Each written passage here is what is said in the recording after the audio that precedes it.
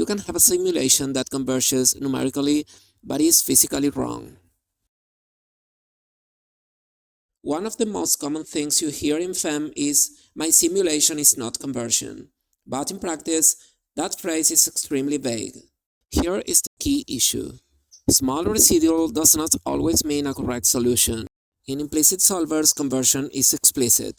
You iterate until the residual drops below a given tolerance. In explicit methods, the situation is different. If the time step is too large, the simulation doesn't fail to converge. It becomes unstable. In practice, when people say "my simulation doesn't converge," they usually mean one of these three things. First, real diversions. The residual grows, the solution blows up, and the solver clearly fails. Second, false conversions. The residual goes down, but the solution is wrong. Third, instability, typically in explicit simulations. Velocity oscillates and the results become meaningless. False conversions in practice. Let me show you a real example from my own implicit solver. In this case, the iteration seems to converge correctly at the beginning. The results are the same than semi-fact. Residuals go down, everything looks stable, so at first glance you would say this is working.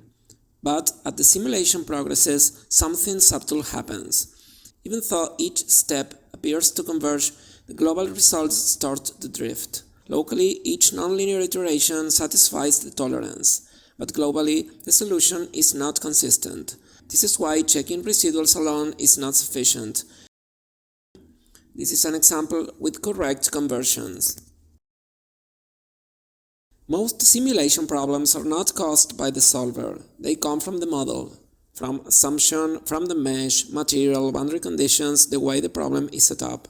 If you've struggled with simulations that look correct but aren't, what's the hardest issue you have faced?